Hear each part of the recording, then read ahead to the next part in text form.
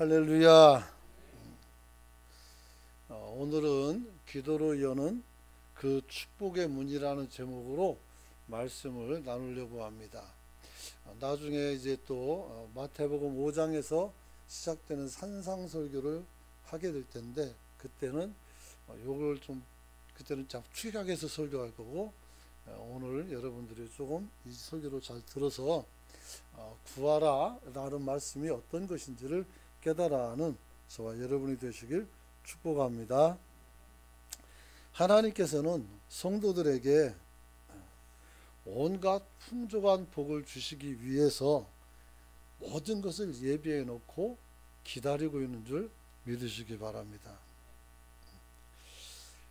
오늘 자신의 가장 소중한 외아들인 예수 그리스도를 우리를 향해서 내어주신 분이시기에 오늘 하나님께서는 그 이상의 것 그거 없어요. 그렇기 때문에 어떤 걸 주더라도 예수 그리스도의 생명보다 귀한 것은 없어요. 근데 그것조차도 주셨는데 하찮은 거, 그런 것조차도 안 주실까 하는 얘기예요. 그래서 하나님께서는 우리에게 어떤 것이라도 선물로 줄 수 있다라고 성경은 증언하고 있어요. 로마서 8장 32절에 보니까 아들을 아끼지 아니하시고 우리 모든 사람을 위하여 내주시니가 어찌 그 아들과 함께 모든 것을 우리에게 주지 않겠는가 그랬어요. 할렐루야. 그래서 아들도 주셨는데 여러분이 구하는 물질 안 주겠습니까? 또 우리가 기도하는 거 하나님께서 안 도와주시겠습니까? 다 도와준단 말이에요. 믿습니까? 대답이 시원찮아 가지고 믿습니까? 그래요. 중요한 건 기도하는 사람이 확신이 없으면 뭐가 될게요? 안 된단 말이에요. 물론 하나님께서 우리 믿음을 보겠느냐라는 말씀도 있어요. 즉 다시 말하면 우리 믿음을 가지고 우리가 뭘 성취하겠냐 이 말이에요. 하나님의 은혜로 우리는 사는 줄 믿습니다, 여러분. 그래서 축복은 그 축복의 진가를 알고 그것을 간절히 구하는 성도에게 주시는 줄 믿으시기 바랍니다.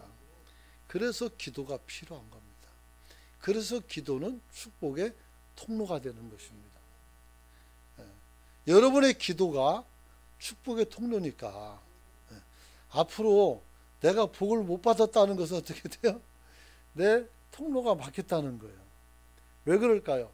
잘못 구할 때에 하나님의 뜻과 반대되는 것을 막 구할 때 요나가 반대로 했지만 결국은 하나님의 뜻대로 이루어간단 말이에요.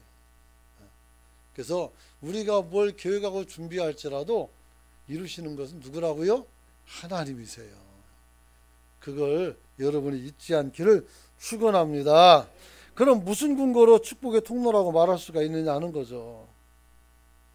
하나님께서는 우리가 기도할 때 그 기도를 들으시고 우리에게 복도 주지만 우리가 잘못된 길을 또 잘못된 삶에서 벗어나도록 우리를 이끌어 주시고 도우시는 줄 믿으시기 바랍니다. 그래서 물질의 복 이런 것들은 나중이에요. 제일 먼저 내가 지금 올바른 길로 가느냐 그렇지 않느냐를 살펴봐야 돼요. 괜히 말 한마디 말하면 기분 나쁜 사람이 있어요. 말투가 그래요. 그러면 어떻게 해야 돼요? 내가 바뀌어야 되겠어요? 그 사람이 바뀌어야 되겠어요? 둘 다 바뀌어야 돼요. 그걸 이해하는 내가 되어야 되고 또 그도 말을 바꿔야 돼요.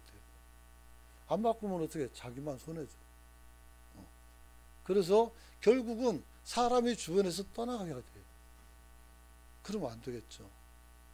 그러므로 저와 여러분들이 주님 앞에서 나의 잘못된 삶을 벗어나도록 도우시는 기도를 드려서 여러분이 하나님의 복을 받아 누릴 수 있는 그릇이 될 수 있기를 축복합니다. 내 입을 넓게 열라, 크게 열라겠어요. 그러면 채운다는, 그러면 이래서 그게 뜹니까? 그게 아니고 우리가 하나님 앞에 기도의 입을 가지고 크게 기도하라는 말씀으로 믿으시길 바랍니다. 여러분, 그런데 왜 하나님은 왜 우리에게 그냥 주면 되지 기도하라고 말씀했을까요? 그것은 인간은 의지적 존재, 의지적 존재. 자유의지를 가지고 있고 그래요. 그래서 우리 하나님께서는 우리가 거기에 대한 필요와 거기에 대한 의지를 가지고 있을 때 하나님께서 그것을 주시는 줄 믿으시기 바랍니다. 그런 거죠. 직분을 주는데부터 직분을 받는데도 뭐 주면 말고 안 받죠. 이런 것 때문에 받으면 안 되죠. 그런 사람은. 그러면 안 되는 거죠. 거기에 대해서 사모하고 그리고 이것의 가치를 알고 그리고 하나님 앞에서 이것을 구하고 기도한 사람이 받는 거죠.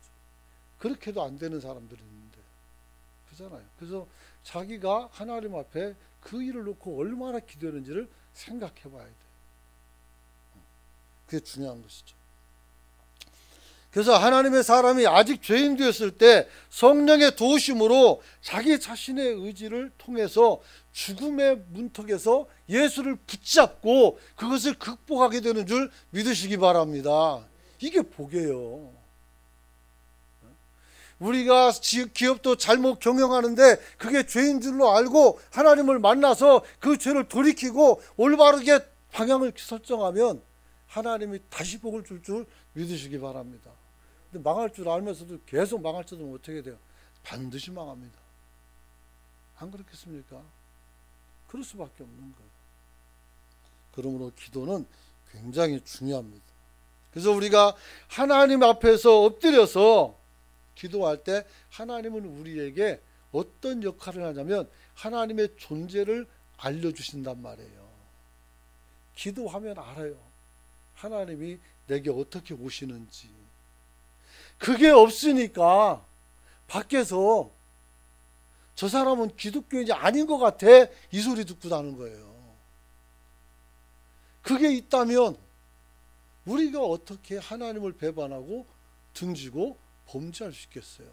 못하는 거죠. 신앙은 관념도 개념도 아니에요. 사상도 아니고 철학도 아니에요. 실제란 말이에요. 아멘 한번 복 받을 거예요. 다 들었어요. 하나. 한 분. 네. 여러분 굉장히 중요한 신앙 고백이에요. 여러분 그래서 하나님께서는 우리에게 자신의 존재를 느끼게 해주시고 하나님의 사랑으로 옛것을 새것으로 바꿔주는 줄 믿으시기 바랍니다. 어떻게 바꿔요? 우리 마음을 바꿔서 세상을 다 바꾸시는 거예요. 우리가 거듭남이라고 말하는 거죠. 오늘 본문은 신앙생활하는 신앙인이라면 오늘 모르는 사람이 없을 정도로 잘 알고 있는 말씀이죠. 아니 이 말씀은 불신자들도 잘 알아요. 구하라. 그리하면 너에게 주실 것이요. 찾으라. 그러면 찾을 것이요. 문을 두드리라. 그리하면 너에게 열릴 것이니 구하는 이마다 받을 것이요. 찾는 이는 찾아낼 것이고 두드리는 자에겐 어떻게 돼요? 열릴 것이라 하겠어요. 이렇게 여러분의 인생이 막힌 담들이 다 열릴 수 있기를 축원합니다. 분명히 저는 얘기했어요. 여러분들 다 열리라고. 예? 열리라 해봐도 안 해도 다 열릴 수 있기를 축복합니다. 예? 열려야 돼요. 근데 못 여는 건 누구 책임이요? 여러분 책임. 한번 따라합시다. 못 여는 거는 내 책임이다. 저항하지 마세요. 설교에 저항하지 말고 순종하시고 받아들이실 수 있기를 축원합니다. 그래야 되는 겁니다. 그래서 오늘 주님은 우리에게 구할 것을 주실 것이라고 약속할 뿐만 아니라 그것도 더 좋은 것으로 우리가 기도해서 하나님 빵 한 조각만 주세요 그랬더니 우유까지 주는 거예요. 할렐루야. 그런 덤태기 복이 우리에게도 일어날 수 있기를 축원합니다. 그래서 오늘 주님께서 우리에게 구하라는 것이 무엇인가라는 제목이 아니라 물음으로 설교의 맥을 좀 풀어가려고 합니다. 첫 번째 우리에게 주님께서 구하라는 말씀이 무엇을 구하고 무엇을 찾고 두드리라는 것인지를 생각을 해야 됩니다. 많은 사람들은 나는 물질의 문제가 있어. 그럼 이걸 기도해야지. 나는 이성의 문제가 있어. 난 그걸 기도해야지. 하세요. 그러나 이 말씀은 그렇게 나온 것도 있지만 원래 의도는 그거와는 좀 달라요. 하나님의 소명을 받고 그 소명을 이루고 사는 것이 신자의 삶이라면 기도는 그 소명의 삶을 이루는 과정에서 우리의 한계에 대한 하나님의 일하심을 구하는 것이 기도란 말이에요. 우리가 못하는 것, 우리가 할 수 없는 것, 하나님 나는 여기까지입니다. 더 이상 갈 수가 없고 가고 싶어도 움직여지질 않아요. 어떻게 할까요? 환경이면 환경, 물질이면 물질, 힘이면 힘, 모든 것이 하나님께서 여러분을 자유케 풀어주시고 여러분이 그것을 뛰어넘어 한 단계, 두 단계, 세 단계 올라가서 여러분이 복되게 살아갈 수 있기를 축원합니다. 혹시 여러분들 중에서 어떤 면에서 경쟁하고 있는 사람이 있는지 모르겠어요. 한번 따라서 합시다. 나의 경쟁 상대는 사람이 아니다. 사람이 아니에요. 나의 경쟁 상대는 사람이 아니에요. 우리는 우리를 어떻게 해야 돼요? 더 영화롭게 하시는 하나님을 바라보면서 나 자신을 끊임없이 채찍질하고 세워나가서 여러분이 하나님이 원하는 바 예수 그리스도의 장성한 분량에 이르기까지 인격적, 다시 말해 도덕적이죠. 영적 생명을 말하는 것이고요. 그 수준에 올라갈 수 있는 성도가 되시길 축복합니다. 축복합니다, 여러분. 그래서 우리는 이렇게 하나님 앞에 소명을 놓고 기도할 때 하나님께서는 내게 약속하시는 어떻게 돼? 언약. 하나님께서 내게 약속하시는 그 사역을 통해서 이루고자 하는 역사를 반드시 이루어낼 줄로 믿으시기 바랍니다. 그리고 이런 사람들은 역사에서 너무 흔해가지고 사실은 말할 이유도 없어요.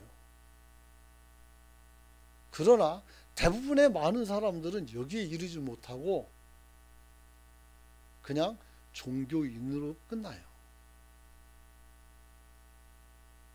어제 기도할 때 그랬죠. 우리는 종교인에선 머물러서는 안 되고 우리는 신앙인이 되어야 된다고 말씀했어요. 우리는 종교인이 아니라 신앙인이에요. 굉장히 중요합니다, 여러분.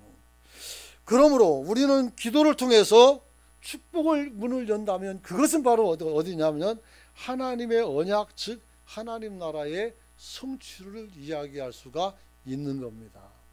우리의 최종 목표는 천국입니다.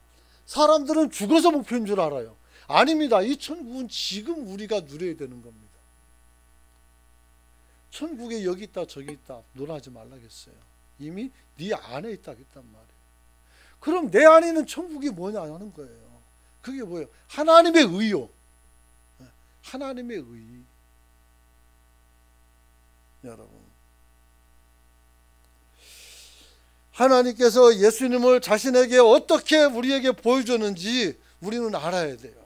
하나님이 그 메시아를 통해서 우리에게 무슨 일을 했는지 알아야 됩니다. 그리고 우리는 그 하나님이 우리에게 보여준 그 의를, 하나님의 의를 이 땅에서 찾고 두드리고 열어야 되는 거예요. 할렐루야. 본문의 저는 문맥을 살펴보면 구하라 그러면 주신다는 이 말씀은 이 문맥은 사실은 마태복음 5장 1절로 가야 됩니다. 그래서 산상수훈이라고 산상설교라도 해요. 그래서 복이 있는 사람이 처음 나와요. 여기서부터 시작되는 거예요.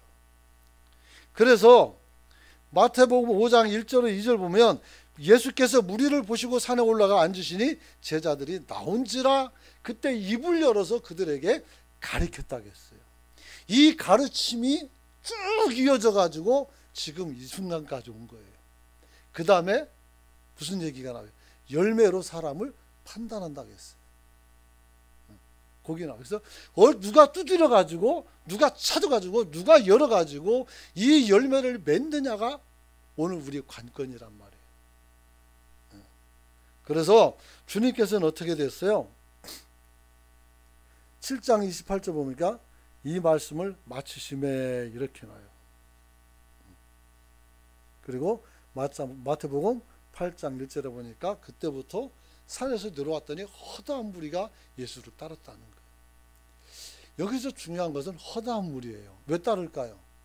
산에서 설교를 듣고 온 사람들이 세상에서 들을 수 없는 어마어마한 소리를 들었거든요. 그리고 이것을 이야기하니까 사람들이 놀래가지고 그쪽으로 모여든 거예요. 그래서 그때부터 예수님의 공생애가 굉장히 힘있게 막 펼쳐지기 시작하는 거예요. 그래서 산상수훈은 굉장히 중요한 성경이다, 이렇게 말할 수가 있습니다. 여러분, 이런 문맥 가운데서 오늘 본문이 들어있다는 겁니다. 여러분, 예수님이 이 땅에 오셔서 하신 일이 뭡니까? 하나님 나라의 실제로서 이 땅에 오셔서 하나님의 나라를 그야말로 선포하고 건설한 것입니다. 우리는 그것을 지금도 찾아야 되고 누려야 되고 그 안에서 행복을 찾는 저와 여러분이 되시길 축원합니다. 여러분이 무슨 직분을 갖든 어떤 자리에 있든지 여러분이 천국을 소유하지 못하면 다 꽝이요. 의미 없어요. 우리가 유사품이라고 했어요. 유사품. 진짜가 있어요. 그런데 유사품은 가짜죠. 비슷해요. 모양도 똑같아요. 하지만 어떻게 진짜는 나중에 어떻게 돼요? 버림받는 거예요. 가짜는 진짜가 버리면 큰일 났고, 진짜는 알곡이고 가짜는 버림받는 거예요. 네, 그렇게 말해도 잘 찰떡같이 알아들으셨죠? 네, 그런 것 같아요. 아무도 안 놀라는 거 보니까. 여러분, 그래서 예수님이 선포하시고 계신 하나님 나라에 관해서 우리가 어떻게 기도할 것인가 하는 것이 중요하죠. 그래서 우리에게 주님께서 구하라는 말씀은 이제 구하라는 그 의미가 뭔지를 알게 됐어요. 두 번째는 뭐냐면 이 말씀이 하나님의 의와 연결됐다는 것을 우리가 발견해야 돼요. 할렐루야. 약간 교리설교니까 조금 어려울 수 있겠습니다만은 그렇다고 해서 맨 교리만 얘기하는 건 아니에요. 그렇기 때문에 이게 되게 중요한 거예요. 신앙 성장에. 자, 기도를 통해서 하나님의 축복의 통로를 열기 원하는 사람들은 구체적으로 주님께서 우리에게 무엇을 하라는 것인지를 알아야 돼요. 그렇잖아요. 하나님, 나를 부르셨습니다. 근데 뭐 해야 되죠? 우리가 이거 모르면 안 되는 거예요. 하나님이 불렀으면, 여러분들을 쓰려고 불렀으면 그냥 막대기처럼 세워두지는 않는 거예요. 여러분에 관한 소명의 대다수 많은 방식들과 여러분들을 향한 말씀은 대부분에서 제가 하는 설교 속에서 다 여러분에게 전달되고 있어요. 다만 본인이 그것을 못 잡는 거예요. 왜요? 우리가 하나님의 의가 아니라 나 개인의 행복에 매몰되어 있기 때문입니다. 그렇죠. 우리가 진정한 행복은 하나님의 나라의 의를 우리가 잡고 그 의를 성취하는 과정과 그리고 성취 속에서 우리는 누릴 수가 있는 거예요. 그런데 그런 얘기면 고집부리고 안 따라와요. 왜요? 내가 먹기 싫은 거라는 거예요. 내가 받기 싫은 거라는 거예요. 그래서 주님께서 좁은 문, 좁은 길이라고 한 거예요. 하지만 참신자는 거기 갈 수밖에 없어요. 우리 은광교회가 축정이가 아니고 알곡이라면 여러분이 아멘하고 따라갈 수 있기를 축원합니다. 그래야 돼요. 여러분, 오늘 기도를 통해서 하나님께서 우리가 무엇인지를 어떻게 알 수가 있느냐? 그것은 하나님께서 여러분들의 먼저 생각을 하나 걷어내요. 하나 걷어내야 된단 말이에요. 우리가 색안경을 쓰면 그 색깔로 세상이 보여요. 선글라스 까만 걸 끼고 터널 들어가는데 왜 이렇게 갑자기 깜깜해진 거야? 그리고 불편하다 보니까 내가 안경을 쓰고 있어요. 벗으니까 화내요. 안경을 벗어야 돼요. 그게 뭡니까?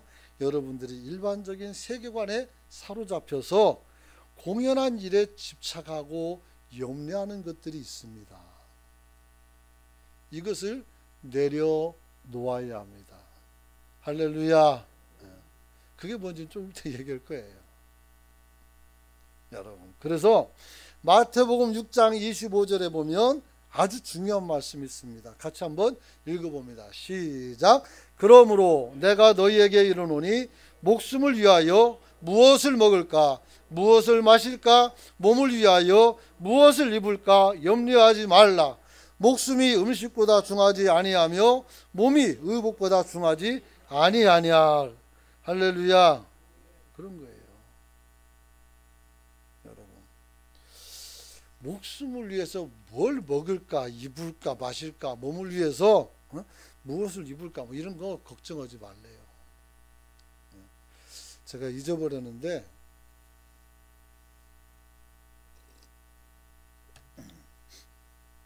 예전에 한 학자가 TV에서 나와서 하는 얘기를 들었어요. 전 세계에서 생산되는 곡물을 다 모아서 균등하게 분배하면 전 인류가 먹고도 남는데요.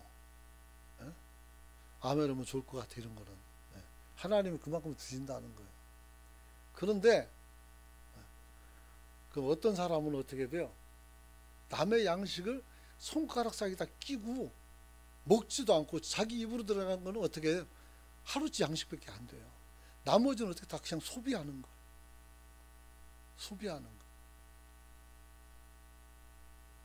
우리나라에서 나오는 음식물 쓰레기가 얼마나 많은지 계산해 봤습니까? 그것이 쓰레기가 아니었을 때 우리가 포장해서 만약에 연약한 사람들, 가난한 국가에다가 갖다 줄 수만 있다면 그들은 굶지 않을 수 있어요. 어쩌면 우리는 잘 사는 나라에서 산다는 이유로 우리가 필요 이상의 과소비를 해서는 안 된다, 이렇게 말합니다. 저는 지금도 우리 사모가 쌀푸대에서 쌀을 쌀통에다 부을 때 부어달라고 한단 말이에요. 무거우니까. 그러면 바닥에 쌀이 떨어지면 깨끗하게 줍습니다. 왜냐하면 아버지, 어머니 모든 사람들에게 그렇게 배웠어요. 쌀은 귀중한 거다. 쌀은 토는 농부의 피 한 방울이다. 땀 한 방울이다. 그냥 쌀 한 톨일 뿐이에요. 아무것도 아니고. 근데 그걸 막 소홀히 하면 혼나기도 하고 맞기도 했단 말이에요. 그래서 이게 소중하구나. 사실 쌀 한 톨 어디 들어가가지고 찾기 힘들면 안 꺼내도 돼요, 그거. 근데 굳이 꺼내고 싶어진단 말이에요. 왜요? 배워서 그래요. 우리도 여러분들이 과소비를 가르치지 말고 절식과 전략을 가르쳐 줄 수 있기를 축복합니다. 그러면 좋아요. 대신 먹고 싶은 거 충분히 먹되 낭비해서는 안 되는 걸 가르쳐야 되겠죠. 여러분, 오늘 주님께서 여기서 우리에게 무엇을 구하고 찾으고 두리라는 것인지 먼저 알아야 되는데, 본문과 같은 문맥으로 읽혀지는 마태복음 6장 32절까지는 무엇을 구하지 말라는 것으로 언급되다가 33절부터는 또 무엇을 구하라, 이렇게 말씀으로 선포됩니다. 그리고 7장 7절이니까 그때는 구하라 주실 것이요 라는 말씀으로 연결합니다. 그래서 구할 것과 구하지 말 것을 알려주고 올바른 것을 구하라고 우리에게 이야기한다는 말입니다. 우리가 하나님 앞에 올바른 것을 구할 수 있는 성도가 되시길 축원합니다. 축원합니다. 어떤 분도 기도하는데 예전에 봤어요. 뭐 살을 날리는 기도가 있단 말이에요. 그래서 사람 막 저주하고 막 이런 그런 기도 안 된단 말이에요. 그런 건 해서는 안 되는 거예요. 여러분, 그래서 우리는 기도를 통해서 먼저 구하지 말 것이 있는 것을 알아야 돼요. 그것이 바로 뭡니까? 의식주에 관한 것이라 이 말이에요. 그래서 하나님께서는 어떻게 돼요? 이런 것은 다 이방인들이 구하는 것이다 그랬어요. 그럼 우리는 안 먹고 사나요? 그건 아니죠. 오늘 마태복음 6장 32절 같이 한번 띄워주시기 바랍니다. 같이 한번 읽어봅시다. 마태복음 6장 32절 시작. 이는 다 이방인이 구하는 것이라. 너희 천부께서 이 모든 것이 너희에게 있어야 할 줄 아시느니라. 할렐루야. 그렇죠. 주님께서 아신대요. 아니까 챙겨주겠다는 거요. 그러니까 기도하지 말라는 거요. 가나안 땅 데리고 나와서, 가나안 땅에서 그러니까 출애굽하고 가나안 땅으로 들어가기 위해서 광야로 나오고 나서 제일 먼저 한 게 뭡니까? 구름 기둥 불 기둥 만들고 뭐였어요? 만나 주신 거예요. 할렐루야. 만나 주신 거예요. 그들이 아무리 양식을 준비했다 한지라도 일주일치 2주일치요. 물이랑 어떻게 더 이상 들고가 못 가요. 나머지는 어떻게 돼요? 하나님이 주시는 거예요. 물 들어갔어요? 하나님이 샘을 터뜨려 주셨단 말이에요. 아멘하는 분은 복이 있을 겁니다. 그런 거예요. 여러분들이 구하는 일반적인 행복이 사실은 여기와 또 같이 맞물려 있어요. 그런데 그 사람들은 먹는 거 마시는 것이 목적이지만 우리는 하나님의 의란 말이에요. 할렐루야. 그러면 나머지는 하나님께서 다 아신대요. 주는 거죠. 지금은 예전에 뭐 그렇지 않지만 제가 전도사 할 때는 제 첫 월급이 25만 원이었어요. 25만 원. 90년도인데 세상에 25만 원 갖고 어떻게 살아요? 장가도 갔는데 어떻게 사냐고요? 살면 살아쳐요. 우린 또 다른 노력을 또 해야 되겠죠. 살면 사라지더란 말이에요.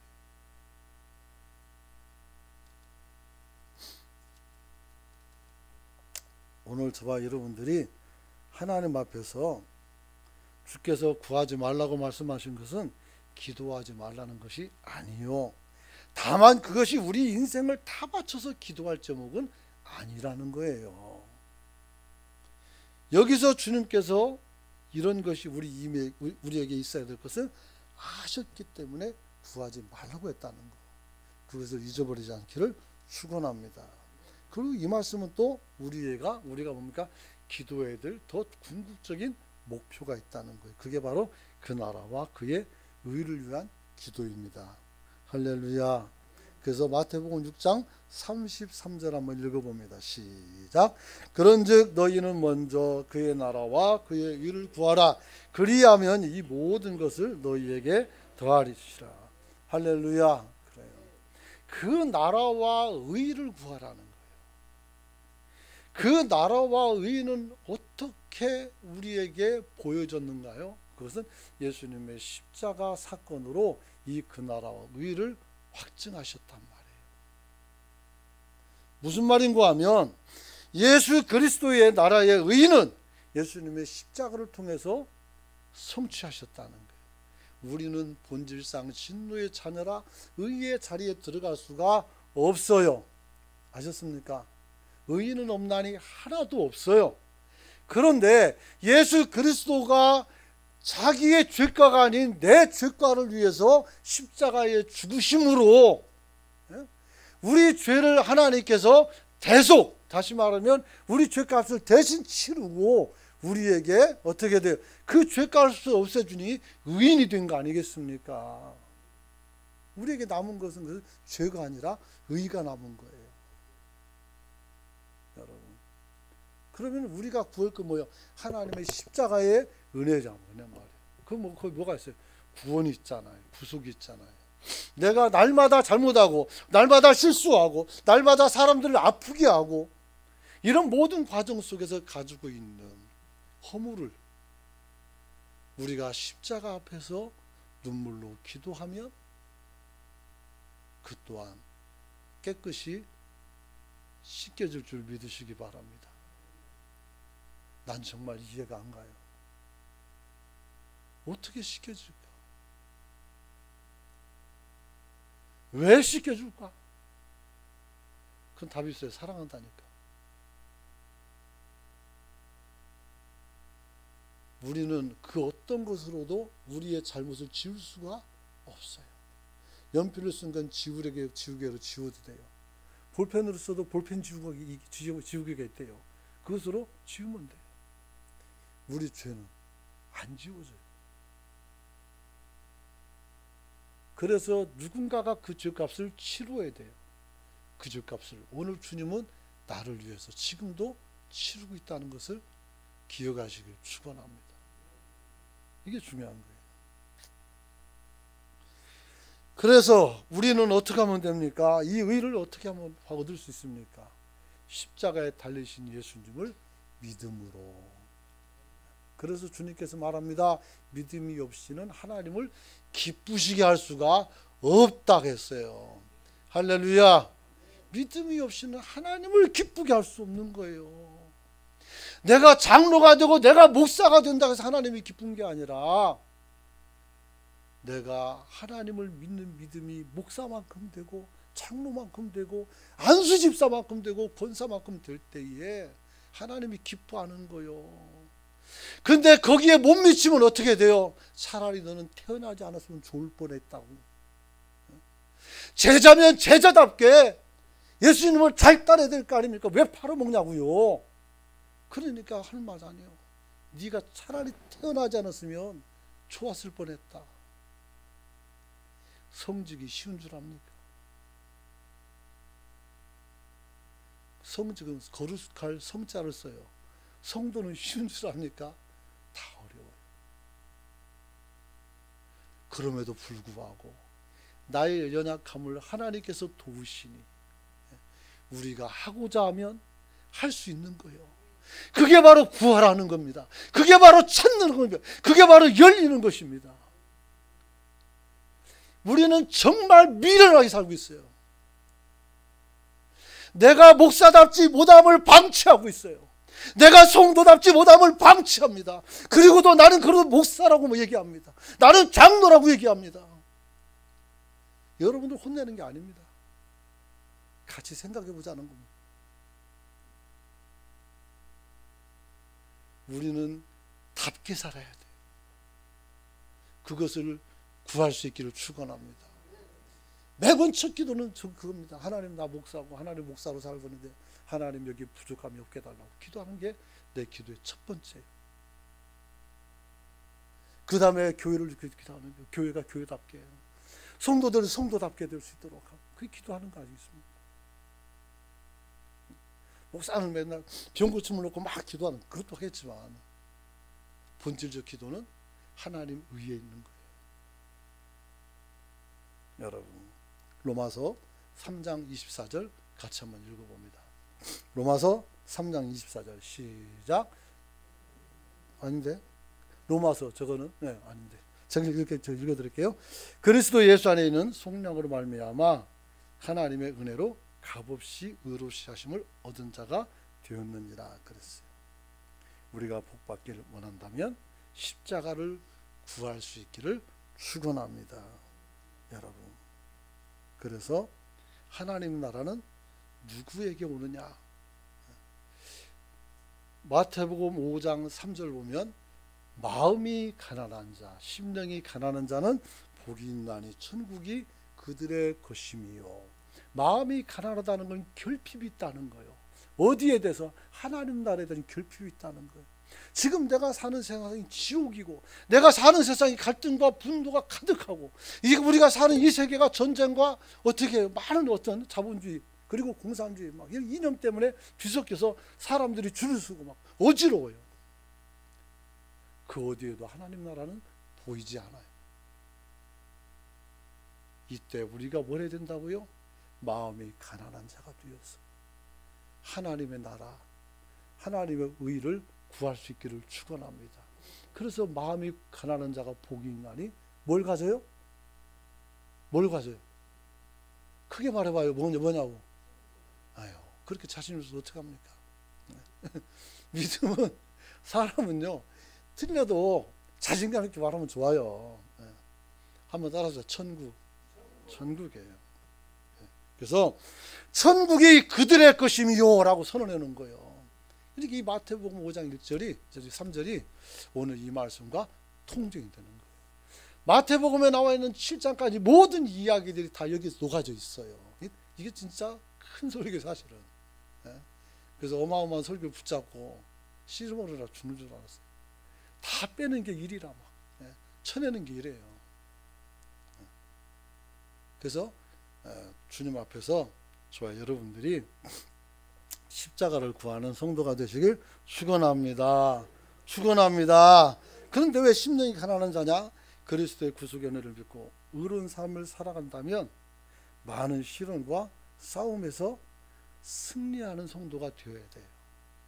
그래서 마음이 가난한 것은 단순히 우리가 갈증만 느끼는 것이 아니라 우리가 올바로 살기 위해서 하나님의 선을 이루기 위해서 의의를 드러내기 위해서 우리가 세상과 싸워야 되는 거예요.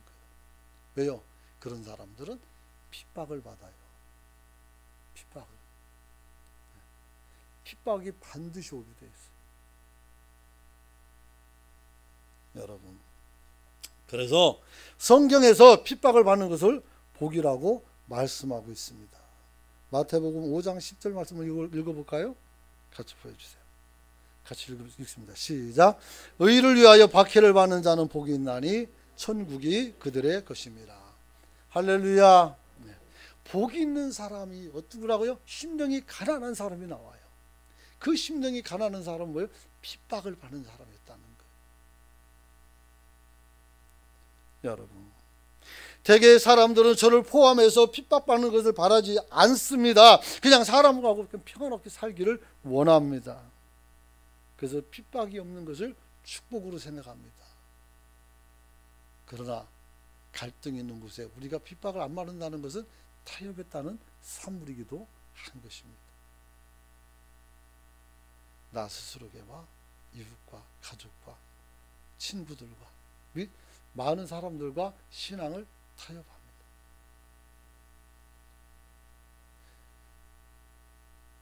제가 학교 다닐 때 제 친구들은 공장에 가서 이런 사람들이 있었어요. 그때 공장에 가면 한 달에 한 번 내지 두 번밖에 안 쉬었어요. 그럼 교회 어떻게 갑니까? 안 가, 직장을 안 가고 교회를 갑니다. 그것 때문에 잘리기도 하고 반장한테 욕도 먹기도 하고 맞기도 했어요.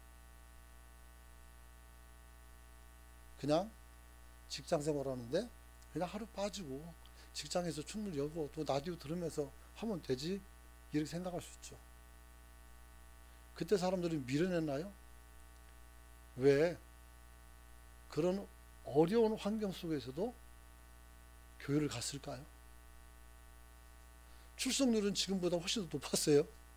그때 당시에. 왜 그랬을까요? 그게 그들이 찾는 것이기 때문에 그래요. 그 사람들이 구하는 것이 천국이었었고 그 사람들이 구하는 것이 십자가 사랑이었고 그들이 구하는 것이 하나님을 영화롭게 하는 것이었습니다. 우리는 달라졌나요? 현대 교인들에게 묻고 싶었어요. 당신은 누구를 믿고 있습니까? 당신은 누구를 따라가고 있습니까? 당신은 지금 어디에 서 있습니까? 오늘이 주일인데 어디 서 있냐고. 오늘 결석이 좀 많네요. 다 이유는 있을 겁니다. 여러분들의 선택이고 여러분의 의지예요. 제가 거기서 가타보다 말할 이유가 없어요.